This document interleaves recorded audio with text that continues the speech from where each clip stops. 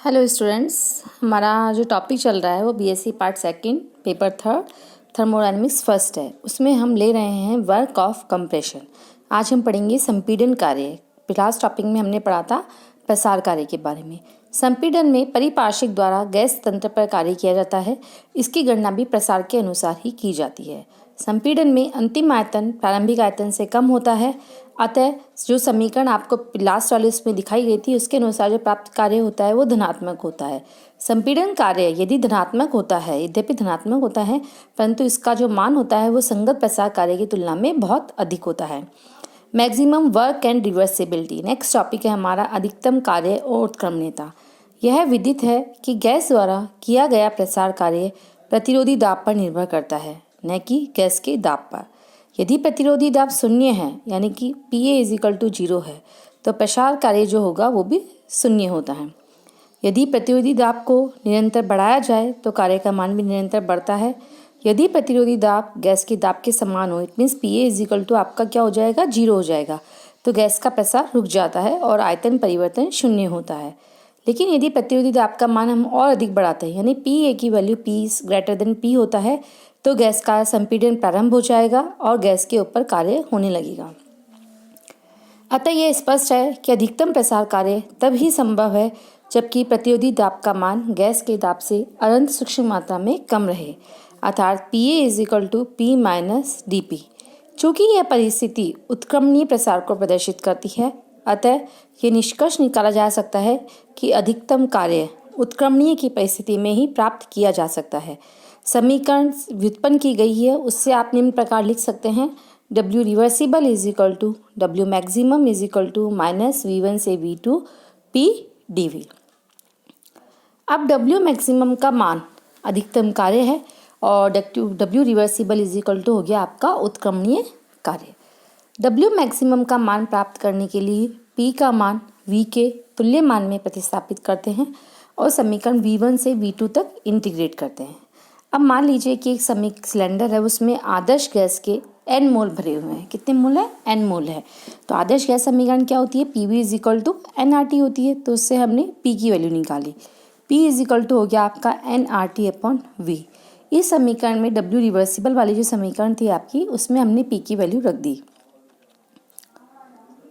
तो W maximum = आया -V1 से V2 nRT/V dV। चूँकि ताप स्थिर रहता है, टेम्परेचर कांस्टेंट है, इसे टेम्परेचर को बाहर निकाल लीजिए। n भी कांस्टेंट है, R गैस कांस्टेंट है, वही बाहर निकल जाएगा।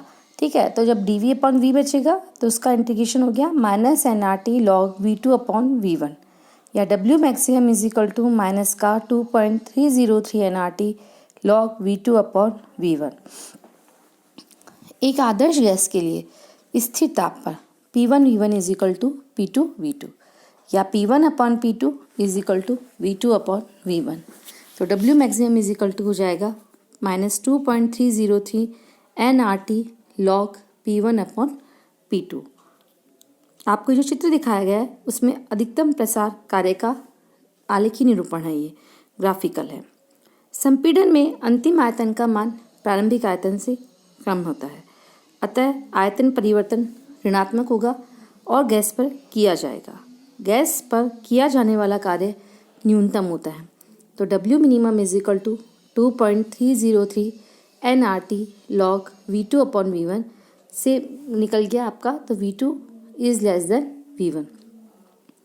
W मिनिमम न्यूनतम कार्य है। इसमें छायांकित भाग का क्षेत्रफल संपीड़न में हुए न्यूनतम कार्य को दर्शाता है। इस प्रकार किसी भी प्रक्रम में उत्क्रमणीय परिस्थिति में प्राप्त होने वाली अधिकतम ऊर्जा उस प्रक्रम को उत्क्रमित करने के लिए न्यूनतम कार्य होगी। W reversible = 2.303 nRT log V2/V1, n = 4, R = 8.314 होता है, तो ये न्यूनतम कार्य होगा। ठीक है, तो इस तरीके से आप इसका एग्जाम्पल कर सकते हैं। जैसे आपको एक एग्जाम्पल दिया, 100 डिग्री सेंटीग्रेड पर 1 मोल जल की वाष्प को वायुमंडलीय दाब पर संग्रहित किया जाता है। तो Q, W और डेल्टा E की आपको गणना करनी है। तो 1 मोल जल की वाष्प को संग्रहित करने में जो ऊष्मा दी है वो आपको दी है 540 किलो कैलोरी पर मोल। Q की वैल्यू दे रखी है। W = क्या होता है? -P ΔV। या -P V2 - V1। V1 है 1 मोल जल वाष्प का आयतन, वो इतना होता है। V2 है 1 मोल जल का आयतन जो 18 सेंटीमीटर क्यूब होता है। P आपको 1 एटमॉस्फेयर दे रखा है। ये सारी वैल्यूज़ पुट करके आप W निकाल सकते हैं। और ऊष्मागतिकी के प्रथम नियम के अनुसार delta E is equal to होता है Q प्लस W। तो delta E is equal to हो जाएगा 540 प्लस W की वैल्यू जो आपकी निकली वो ऐड कर दीजिए। तो इससे आप W की वैल्यू निकाल सकते हैं। रिवर्सिबल एंड इरिवर्सिबल ट्रांसफॉर्मेशन, उत्क्रमणीय और अनुत्क्रमणीय रूपांतरण। माना कि एक तंत्र की अवस्था में परिवर्तन कुछ निश्चित माध्यमिक अवस्थाओं द्वारा किया जाता है और फिर तंत्र को उन्हीं माध्यमिक अवस्थाओं द्वारा मूल अवस्था में वापस लाया जाता है। यदि इस प्रक्रम में तंत्र के साथ साथ परिपार्श्विक भी मूल अवस्था में आता है तो यह रूपांतरण उत्क्रमणीय रूपांतरण कहलाता है और यह प्रक्रम उत्क्रमणीय प्रक्रम कहलाता है। यदि परिपार्श्विक मूल अवस्था में नहीं आता है तो यह प्रक्रम अनुत्क्रमणीय रूपांतरण कहलाता है। उत्क्रमणीय रूपांतरण तभी होता है जबकि प्रतिरोधी दाब गैस के दाब से अनंत सूक्ष्म कम या अधिक हो। यदि प्रतिरोधी दाब कम होता है तो प्रसार कार्य और यदि प्रतिरोधी दाब अधिक हो तो संपीड़न कार्य होता है। प्रसार और संपीड़न दोनों में ही तंत्र और परिपार्श्विक लगभग साम्य की अवस्था में ही रहते हैं, अर्थात साम्य स्थापित होने में अनंत सूक्ष्म समय लगता है। अनुत्क्रमणीय रूपांतरण में प्रसार और संपीड़न कार्य में तंत्र और परिपार्श्विक साम्यावस्था में नहीं रहते तथा साम्यावस्था में आने के लिए एक निश्चित समय लगता है। समतापी उत्क्रमणीय रूपांतरण में कार्य, work in isothermal reversible transformation. Gas का दाब प्रतिरोधी दाब के बराबर है, अर्थात PA = P है। अब स्थिर ताप पर गैस का प्रसार V1 से V2 तक किया जाता है, तो इन्हीं परिस्थितियों में इस गैस को V1 से V2 आयतन तक संपीड़ित करते हैं। इस संपूर्ण चक्र में किया गया कार्य जो होगा वो होगा WCy = W expansion plus W compression. WCy यानी कि संपूर्ण चक्र में होने वाला कार्य, W एक्सपेंशन यानी प्रसार कार्य और WCOMP कंप्रेशन यानी संपीड़न कार्य। तो W एक्सपेंशन जो हमने पहले निकाला था वो था हमारा V1 से V2 माइनस PdV। तो W एक्सपेंशन में माइनस साइन है, W कंप्रेशन में सेम रहेगा और पॉजिटिव साइन आ जाएगा। तो पूरा W cyclic expansion plus compression का रिजल्ट है। आप इन दोनों को ऐड कर दीजिए, या W साइक्लिक = V1 से V2 minus PdV plus E1 V2 PdV। एक नेगेटिव है एक पॉजिटिव है, दोनों कैंसिल हो जाएंगे, तो W साइक्लिक = आ गया 0। इस प्रकार चक्रीय रूपांतरण में किया गया जो कार्य होता है वो 0 होता है, जहाँ पे जो आपका इनिशियल स्टेज से शुरू होता है और वापस इनिशियल स्टेज पे आ जाता है। चक्रीय रूपांतरण में किया गया कुल कार्य चक्र के प्रत्येक अवस्था में किए गए कार्य का योग होता है। तो WCy जो होता है उसको हम dW के इंटीग्रल के रूप में भी व्यक्त कर सकते हैं। तो चक्रीय रूपांतरण में WCy या इंटीग्रल ऑफ dW = आपका हो गया 0। समतापी अनुत्क्रमणीय रूपांतरण में कार्य, माना स्थिर ताप पर एक गैस का प्रसार P1 V1 अवस्था से P2 V2 अवस्था तक होता है, अर्थात प्रतिरोधी दाब गैस के अंतिम दाब के समान है, PA = P2। अब हमने गैस को मूल अवस्था तक संपीड़ित करते हैं, यानी कि PA = हो जाएगा P1। तो W expansion = minus V1 to V2 P2 dV = minus P2 V2 V1, या W compression = same positive sign रहेगा P1 V2 माइनस V1। आप इन दोनों को ऐड कर दिया तो W साइक्लिक आया आपके पास P2 minus P1 V1 minus V2।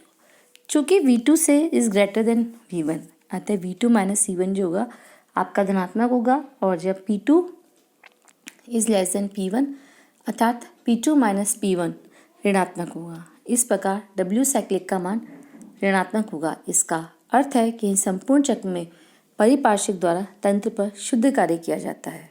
इस प्रकार तंत्र जो मूल अवस्था में आ जाता है परंतु परिपार्श्विक नहीं आ पाता, इसलिए यह चक्र चक्रीय रूपांतरण अनुत्क्रमणीय कहलाता है। ऊष्मा की धारणा, concept of heat, next topic है हमारा। ऊष्मा ऊर्जा का ही एक रूप है जिसे हम कार्य द्वारा प्राप्त कर सकते हैं।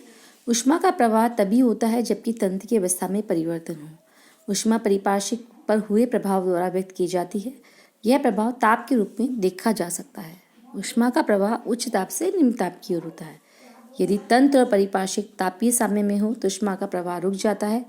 ऊर्जा के अन्य रूप तो कार्य में पूर्ण रूप से परिवर्तित किए जा सकते हैं, परंतु ऊष्मा को तंत्र अथवा परिपाशिक में स्थायी परिवर्तन के बिना पूर्ण रूप से कार्य में परिवर्तन नहीं किया जा सकता। कार्य के समान ऊष्मा भी बीजीय राशि है जिसे हम Q द्वारा प्रदर्शित करते हैं। जब परिपाशिक से ऊष्मा एब्जॉर्ब होती है तो ऊष्मा पॉजिटिव होगी, और जब सिस्टम सराउंडिंग को एनर्जी देगा तो आपकी जो ऊष्मा होगी वो नेगेटिव होगी। ऊष्मा का मान अवस्था परिवर्तन के पथ पर निर्भर करता है, इसलिए यह अवस्था फलन है। यह भी एक इनएग्जैक्ट डिफरेंशियल है। एनर्जी क्या है? कार्य करने की क्षमता को एनर्जी कहते हैं। जैसा कि हम शुरू से पढ़ते हुए आ रहे हैं, एक तंत्र में ऊर्जा की एक निश्चित मात्रा होती है। यह ऊर्जा विभिन्न रूपों जैसे स्थितिज ऊर्जा, गतिज ऊर्जा, ऊष्मा ऊर्जा, विद्युत ऊर्जा, विकिरण ऊर्जा, रासायनिक ऊर्जा, यांत्रिक ऊर्जा, चुंबकीय गुरुत्वाकर्षण आदि में हो सकती है। सबसे पहले हम देखते हैं बाह्य ऊर्जा। यह संपूर्ण तंत्र की स्थितिज या गतिज ऊर्जा का योगफल होती है। गतिज ऊर्जा संपूर्ण तंत्र की गति के कारण स्थितिज ऊर्जा की विद्युत चुंबकीय गुरुत्व जैसे बल क्षेत्र में स्थित होने के कारण होती है, अतः इनका ऊष्मागतिकी में कोई उपयोग नहीं होता है। सेकंड है आपकी इंटरनल एनर्जी। एक तंत्र में उपस्थित पदार्थ के अणु की स्थानांतरण या घूर्णन कंपन गतियों द्वारा उत्पन्न ऊर्जा तथा उपस्थित इलेक्ट्रॉनों और नाभिकों की ऊर्जा को सम्मिलित रूप से तंत्र की आंतरिक ऊर्जा या अंतर्निहित ऊर्जा कहते हैं। यह ऊर्जा ई द्वारा प्रदर्शित करते हैं। इसकी इकाई जूल या किलो जूल होती है।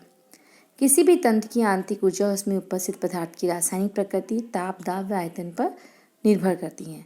चूंकि ये कारण तंत्र की अवस्था में निर्धारित करते हैं, अतः आंतरिक ऊर्जा तंत्र की अवस्था पर निर्भर करती है, न कि परिवर्तन के पथ पर। तो इसलिए ये एक अवस्था फलन है।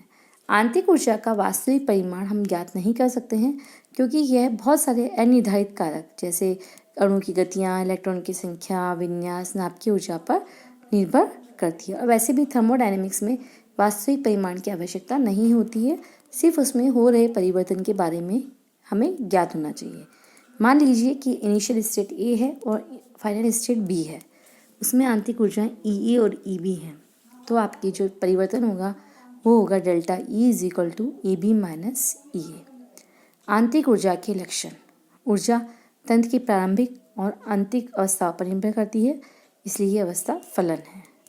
इसमें अनंत सूक्ष्म परिवर्तन होता है, इसलिए एग्जैक्ट डिफरेंशियल है। ऊर्जा का मान तंत्र में उपस्थित पदार्थ की मात्रा पर निर्भर करता है, इसलिए ये एक एक्सटेंसिव प्रॉपर्टी है। ऊर्जा का वास्तविक परिमाण ज्ञात नहीं कर सकते हैं, परंतु उसका परिवर्तन सरलता से ज्ञात कर सकते हैं। यह एक एल्जेब्रिक राशि है, इसका पॉजिटिव और नेगेटिव मान दोनों हो सकता है। ऊर्जा को ना तो नष्ट किया जा सकता है, ना ही उत्पन्न किया जा सकता है, बल्कि एक रूप से दूसरे रूप में रूपांतरित किया जा सकता है। ऊष्मागतिकी का प्रथम नियम। ऊष्मागतिकी के प्रथम नियम के अनुसार ऊष्मा को ना तो नष्ट कर सकते हैं, ना उत्पन्न कर सकते हैं, बल्कि एक रूप से दूसरे रूप में परिवर्तित कर सकते हैं। ऊष्मागतिकी के प्रथम नियम में निम्न निष्कर्ष निकाले हैं। ब्रह्मांड की कुल ऊर्जा स्थिर रहती है। दूसरा, यदि किसी प्रक्रम में यदि ऊर्जा के एक रूप की निश्चित मात्रा लुप्त होती है तो उसके तुल्य दूसरे प्रकार की ऊर्जा अन्य रूप में प्रकट अवश्य होती है। एक ऐसी शाश्वत मशीन बनाना असंभव नहीं है जिस पर बिना ऊर्जा व्यय के कार्य प्राप्त किया जा सके। ऊष्मागतिकी के नियम का गणितीय रूप, जो कि बहुत इंपॉर्टेंट है। माना कि गैसीय तंत्र की अवस्था ए में ऊर्जा ई है। यह तंत्र ऊष्मा की कुछ मात्रा एब्जॉर्ब करके बी में चला जाता है, तो उसकी एनर्जी कितनी हो गई ई बी। तो जो ऊर्जा में परिवर्तन होता है वो delta E is equal to E B minus E A. इस अवस्था परिवर्तन में माना कि तंत्र द्वारा किया गया कार्य W है, तो प्रथम नियम के अनुसार तंत्र द्वारा अवशोषित ऊष्मा इज इक्वल टू ऊर्जा में वृद्धि प्लस तंत्र द्वारा किया गया कार्य। तो Q is equal to delta E plus minus W।